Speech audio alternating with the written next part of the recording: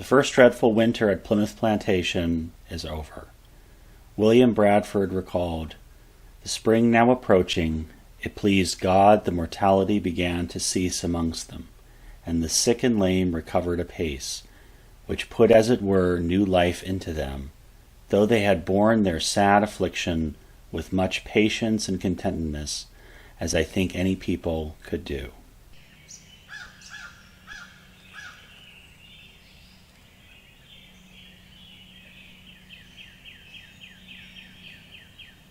It's March 1621 in the Gregorian or New Style calendar which is used today. In the Julian or Old Style calendar used by the Pilgrims, it is still technically March 1620, as the new year in the Old Style calendar begins on March 25th. The New Style calendar used today, here abbreviated NS, is 10 days ahead of the Old Style calendar used by the Pilgrims, abbreviated as OS here. John Carver is the elected governor of Plymouth Plantation. The survivors of the first winter at Plymouth, about half of the some 100 passengers on the Mayflower, have yet emerged from the cold time with a new town. They have completed 7 houses by March. The houses are aligned along Leyden Street, the oldest road still in use in British America. The heads of the houses, from west to east, are Edward Winslow, Francis Cook, Isaac Allerton, John Billington, William Brewster, John Goodman, and Peter Brown. But more houses are under construction. Stephen Hopkins' home is nearly complete. The unmarried and the recently widowed, including William Bradford and Miles Standish, join under the roofs of married households. Here's Plymouth, Massachusetts, today from an aerial perspective. Leyden Street, where the Pilgrims have built their first houses, is here in yellow. I have removed the modern development. The Mayflower remains in Plymouth Harbor, but much of the supply has already been transferred from ship to shore. A brook runs parallel to the town here. Just west of town, on the high hill called Burial Hill or Fort Hill, the highest point in the immediate area, has been established as the defensive bastion for the colony. The Pilgrims have set cannons called minions upon the hill. The Pilgrims are keen to defend their town, as they are still unsure of their standing with the local natives.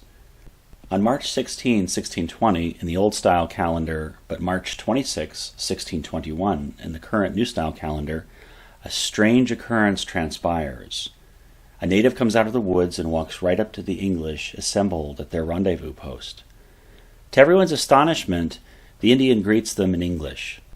He identified himself as Samoset. He says, as the English hear, he is a Sagamore, or lord among his people.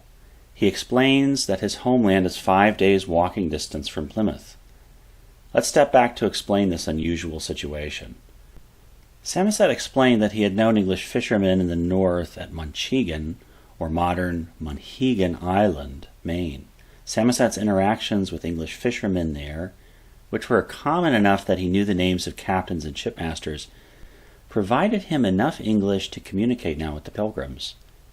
Winslow and Bradford described Samoset as a tall man with long black hair. He had a bow with 2 arrows in his quiver. The English offer him strong water, a biscuit, butter and cheese, as well as mallard and pudding.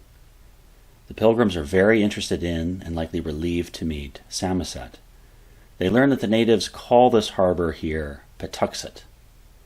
The English then learn why so many Indian houses have been found on the landscape, but were unoccupied. Samoset says about 4 years ago, in Patuxet, all the inhabitants died of an extraordinary plague, and there is neither men, women, nor child remaining. Suddenly, the Pilgrims realized why they had thus far found so many native houses without people.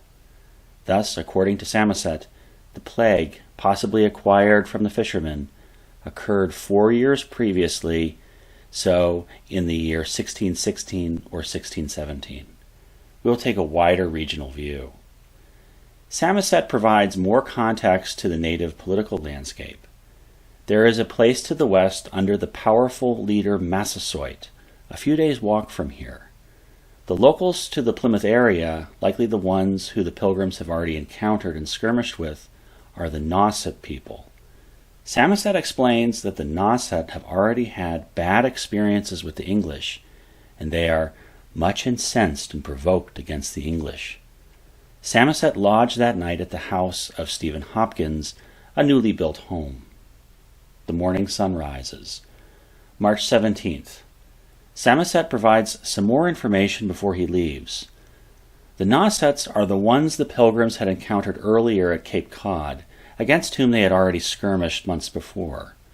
The Nausets indeed harbor ill feelings against the English because of the shipmaster named Hunt, who had recently been in Patuxet and had captured and sold off 7 of the Nausets as slaves. Samoset leaves for Massasoit's town to the west. He promises to return shortly with some of Massasoit's men. March 18th. Samoset returns to Plymouth with 5 warriors. The natives have left their bows and arrows 1/4 of a mile from town, as they promised earlier. Winslow and Bradford described the men as tall, with pants like Irish trousers, and long hair to their shoulders. The natives have brought deer skins and wild cat skins. The 2 parties eat together. In addition, the natives return the tools they had taken in February in the woods. Samoset prefers to stay with the English, and he remains in Plymouth for several days. Samoset becomes a regular guest at Plymouth. March 20th. Later March brings better weather, and the English digged our grounds and sowed our garden seeds. Plymouth has houses and now gardens and fields. Let's take an aerial view of the Plymouth area today. Leyden Street, where the Pilgrims have their houses, is here. Burial Hill, the high point where the cannons have been placed, is here. A brook runs below town. On the other side is Watson's Hill here. I have removed the modern development. March 21. The Pilgrims are holding a meeting, but across the brook on Watson's Hill, a few warriors appear. The warriors have bows. Miles Standish and another man bear muskets and approach Watson's Hill, and the warriors leave. March 22nd. Samoset has returned to Plymouth with 4 warriors. One of the warriors is named Squanto, whose name also appears as Tisquantum. Squanto is a native of Patuxet, the area now called Plymouth by the English. He is a survivor of the plague that had decimated his homeland. Squanto has an interesting story to tell. He had actually been to England before the Pilgrims had left Holland. Squanto, as it turned out, was one of the natives captured in Thomas Hunt's 1614 raid a few years previously. So in 1614, while the Pilgrims were in Leyden, Holland, Squanto is brought to Spain to be sold as a slave. However, in Spain, Catholic priests keep the captives out of slavery. Squanto is thus rescued from slavery and brought to London. So in 1614, Squanto is just across the English Channel from the future Mayflower passengers that he will meet back in his home of Patuxet in 6 years. In London, Squanto worked for a merchant in the Cornhill district, which, by strange happenstance, had been the same place name that the Pilgrims had given to the location on Cape Cod where they had found Indian maize corn in November. Squanto was brought back from England to America for assistance in exploration, and he had recently worked for a Mr. Thomas Dermer. Dermer had been in the Cape Cod area as recently as June 1620, just 5 months before the Mayflower arrived. William Bradford described Dermer as a gentleman, and he credits Dermer with easing the tensions between the English and the natives in this region, which would later benefit the incoming Mayflower passengers. Squanto's story is how the Pilgrims, on March 22nd, have now met 2 natives who can speak English, Samoset and Squanto. The natives explain that the Sagamore Massasoit himself will be at Plymouth imminently. And soon enough, a large gathering of 60 warriors has assembled on Watson's Hill, just across the brook from Plymouth. We will now take a vantage point from Watson's Hill, facing north toward Plymouth. Watson's Hill is in our front. The brook runs below. On the other side of the brook is Leyden Street here, and the Burial Hill is on the high point here. There are more warriors on Watson's Hill than all the people in Plymouth. Massasoit, whom the English refer to as a king, is among the warriors, as is his brother, Quataquina. We will change our vantage point to Plymouth, looking toward Watson's Hill.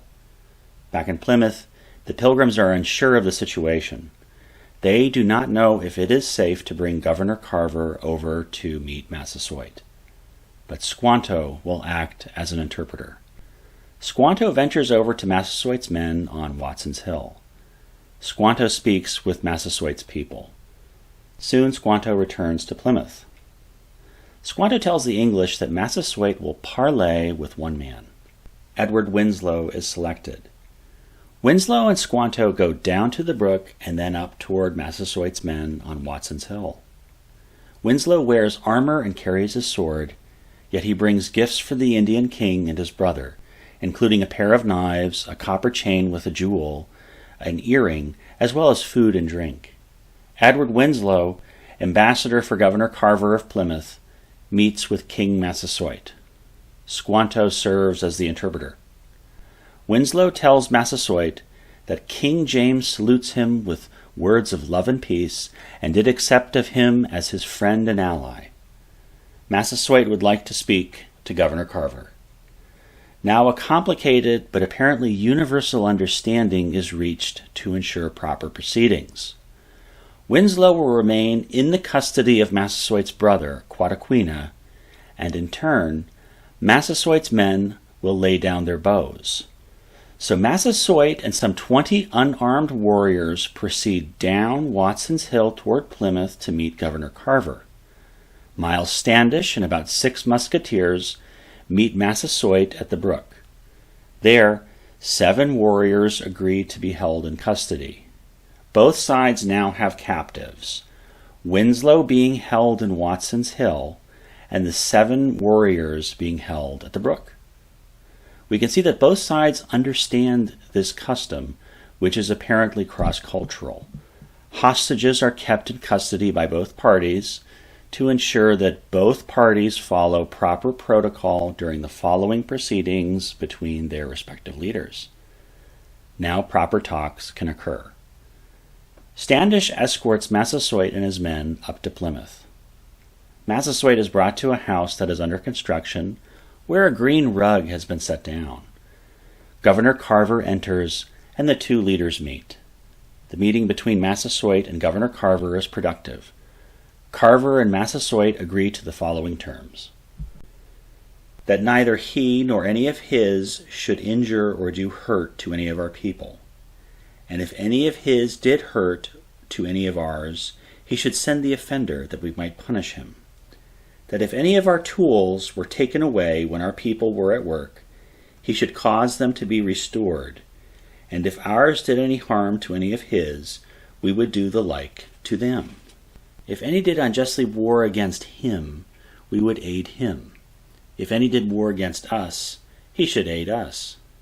He should send to his neighbor confederates to certify them of this, that they might not wrong us, but might be likewise compromised in the conditions of peace. That when their men come to us, they should leave their bows and arrows behind them, as we should do our pieces when we come to them. Thus, the natives agree that they will not cause injury to the English. They will also return any stolen tools. The Pilgrims, in turn, will aid Massasoit should he be attacked by another native tribe. Both sides will lay down arms when speaking with each other.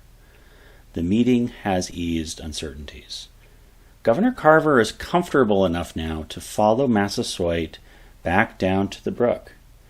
Meanwhile, on the other side of the brook, Massasoit's brother, Quataquina, comes down to the brook. Quataquina wants to also see Plymouth, but he is fearful of the muskets. The Pilgrims realize that the treaty they just affirmed stipulated that all meetings should be conducted without arms, so they lay down their muskets. With the proceedings concluded, the hostages on both sides are released. Samoset and Squanto stay in Plymouth that night. Massasoit and his people, now including women, stay nearby in the woods. The Pilgrims had gifted Massasoit a kettle of peas. The visit continues the next day, March 23rd. Many natives come over to Plymouth. In accordance with yesterday's agreement, all weapons are set aside. Meanwhile, Miles Standish and Isaac Allerton meet Massasoit in the woods.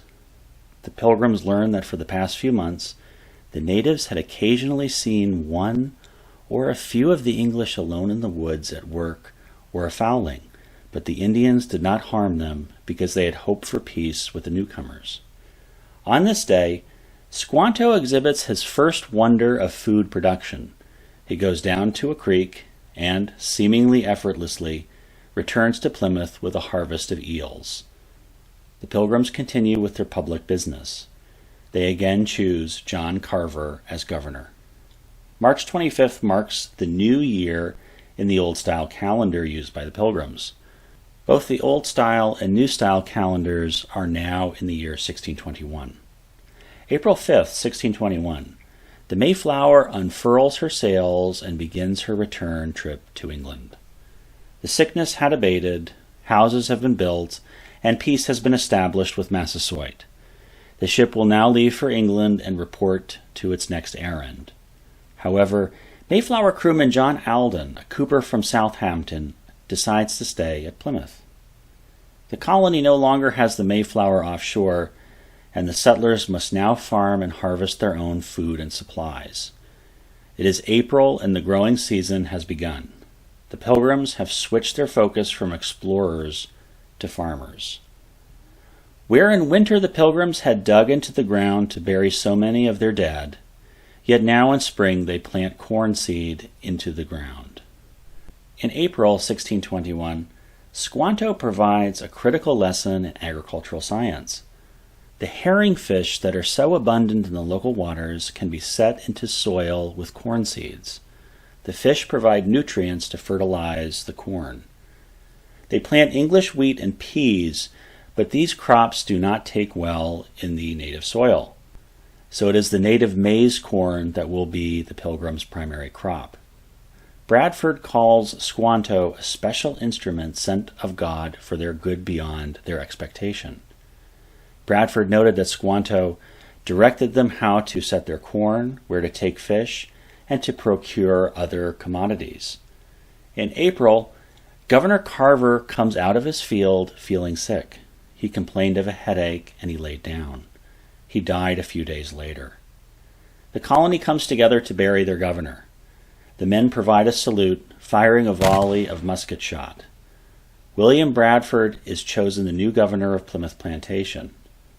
William Bradford is himself recovering from illness, so Isaac Allerton is selected as his assistant. Let's travel across the Atlantic to England. May 6, 1621. Across the Atlantic, Christopher Jones has navigated the Mayflower back to the Thames River in England, where she will be ready for her next errand. Plymouth is now on the other side of the Atlantic from the Mayflower. May 12th. The first marriage occurs in Plymouth.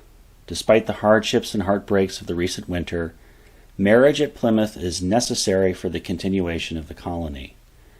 The marriage is conducted in the civil custom of Holland, a trait the Pilgrims have brought from their time in Leiden, Holland. Interestingly, the separatists had found no scriptural basis for clergy to officiate a wedding.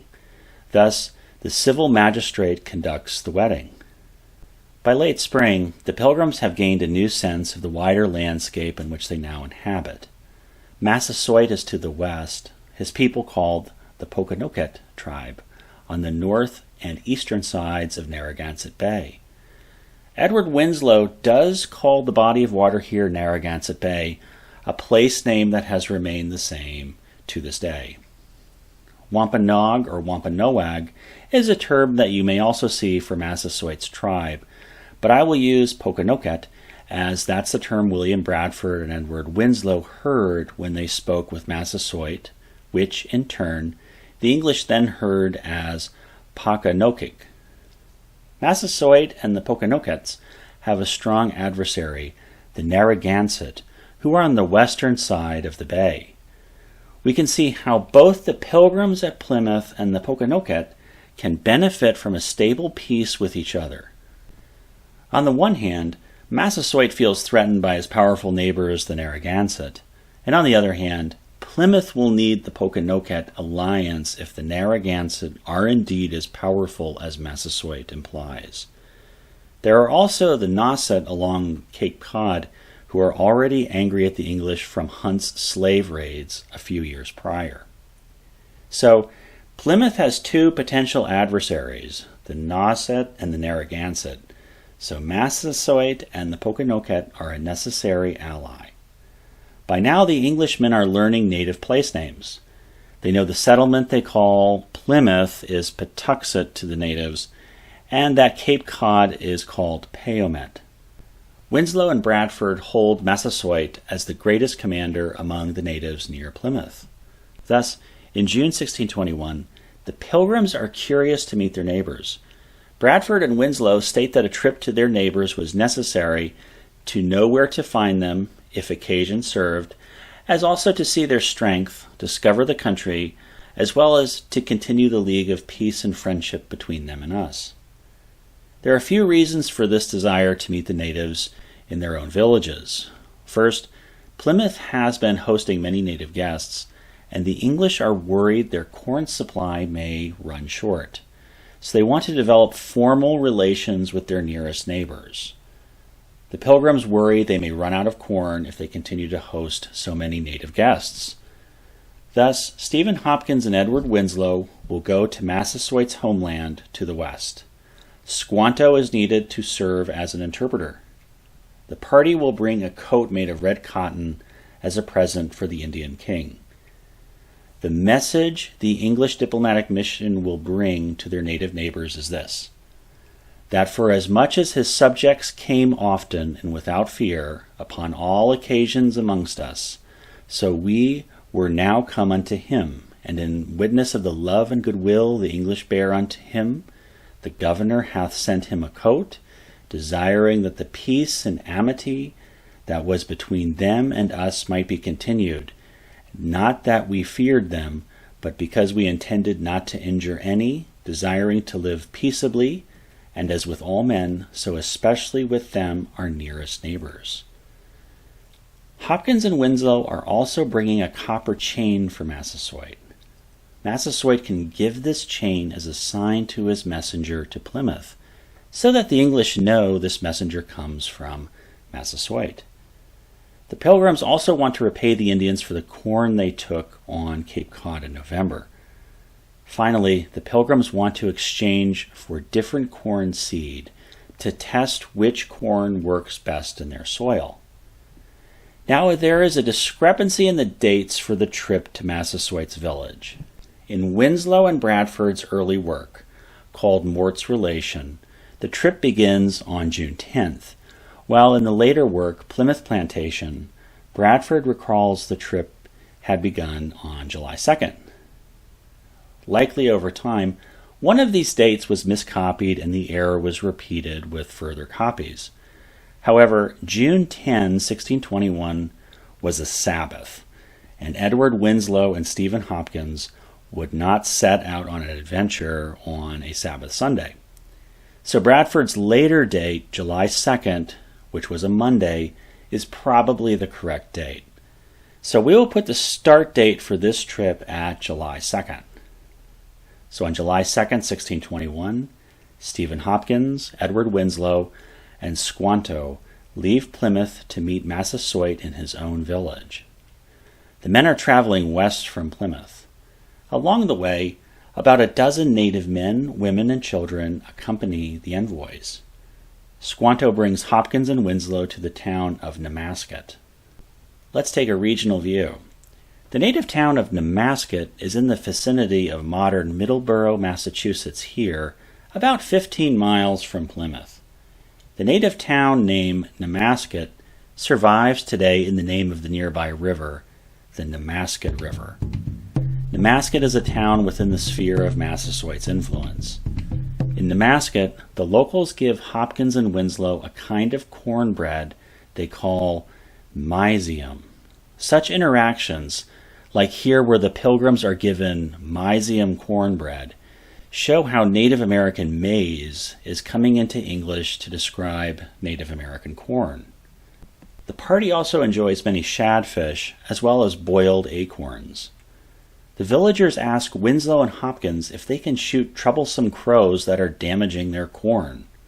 The Englishmen oblige, their musketry admired by the natives.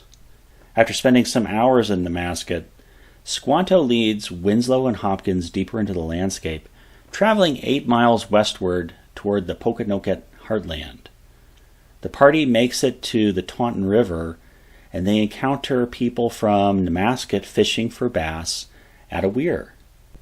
The fishermen give fish to the travelers, and the travelers return some food in kind. As the sun goes down, the men lay in the field, where Winslow makes an interesting observation. Winslow says, "Thousands of men have lived there, which died in a great plague not long since, and pity it was and is to see so many goodly fields, and so well seated, without men to dress and manner the same." We will take a regional view. The Taunton River here leads toward Massasoit's town, from whence it flows into Narragansett Bay. Winslow and Hopkins have by now learned from the natives that the French use this river frequently. Winslow is confident a shallop can also navigate the Taunton River. The next morning, July 3rd, the travelers follow the Taunton River 6 miles, all the while being accompanied by 6 natives. They have advanced to an area that is near modern Taunton, Massachusetts. The natives show Winslow and Hopkins where the river is shallow enough to cross. The men begin to walk across the river. While the men are wading the river, 2 older natives appear on the opposite bank. The men have bows, and they demand to know who the travelers are. But the situation cools down. The 2 men realize the travelers are not enemies. The travelers cross the river. The 2 Indians greet Squanto, Winslow, and Hopkins with food, and the English offer them a beaded bracelet. All is well. Along the river, Winslow and Hopkins can see many clear fields with tall weeds, areas recently inhabited, a landscape that used to have towns and cornfields. Winslow notes there is also good timber with oak, walnut, fir, beech, and chestnut trees. Winslow says, "Though the country be wild and overgrown with woods, yet the trees stand not thick, but a man may well ride a horse amongst them."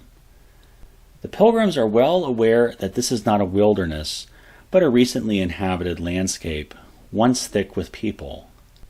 Indeed, they see the bones of the victims of the recent plague. There had been so much mortality among the local population just a few years previously that not enough people had been available to bury the dead. Then the travelers spy people approaching from a distance. Their native companions in the party worry the others may be Narragansett. But the approaching man is a friend, and that friend has 2 women with him. This party is just seeking to fill their bottles with water. Winslow and Hopkins have witnessed the unease that Squanto and their native companions have with the Narragansett, whose homeland is on the other side of the bay. The politics is becoming more clear. The men soon encounter another party of 1 man and 2 women. They have baskets of crab and shellfish, which they share. The English offer the woman a string of beads. Later that day, on July 3rd, Squanto, Winslow, and Hopkins arrive at Massasoit's town.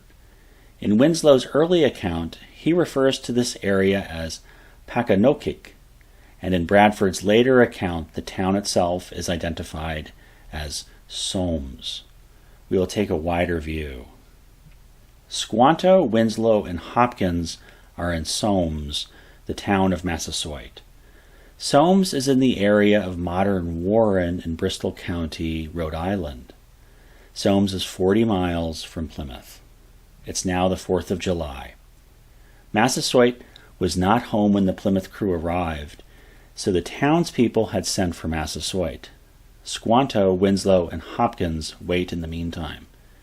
But Massasoit is coming. Squanto requests that the English do a musket salute when the Indian king arrives.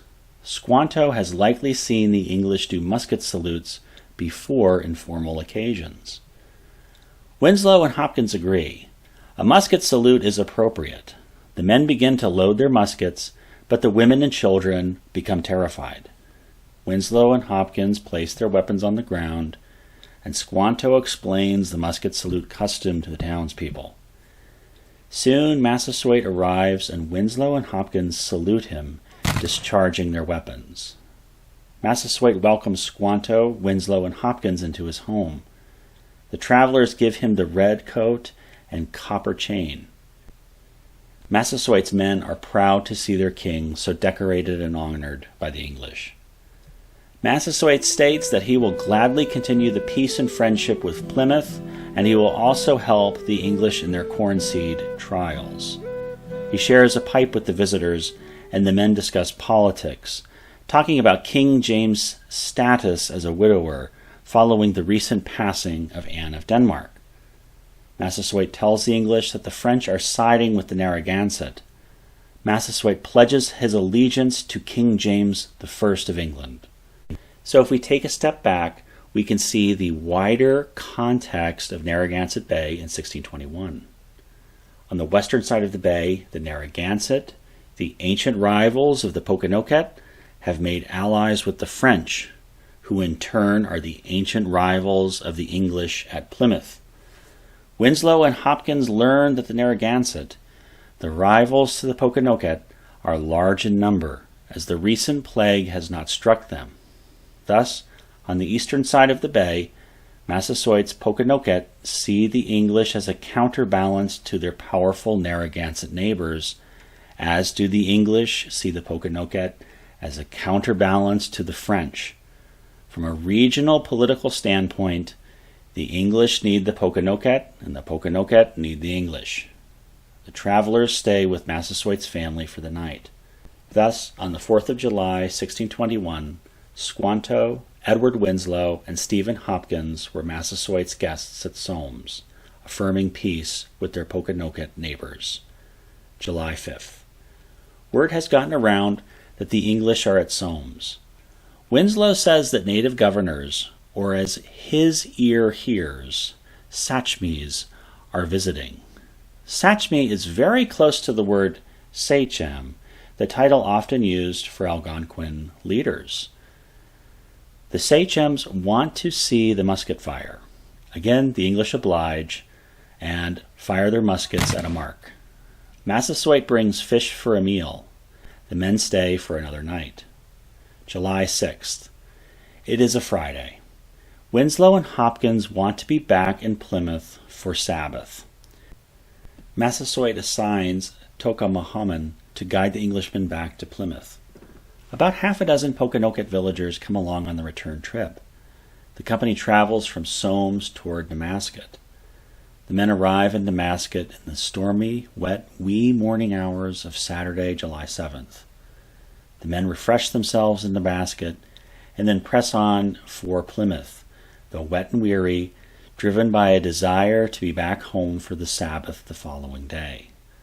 They arrive back home in Plymouth on Saturday night. Thus, Winslow and Hopkins, guided by Squanto, have made the first English diplomatic mission to a native village in New England. They traveled some 40 miles from Plymouth to Sowams and back again. By July 1621, some 9 months after the Mayflower first appeared at Cape Cod, the Pilgrims arrived in a new world, built a settlement in winter, lost half their company, but emerged with a village and now fields bearing their first corn crop. They have established 2 social compacts. One, the Mayflower Compact, which established an order amongst themselves, and now a second compact, peace with their neighbor, Massasoit and the Patuxet people.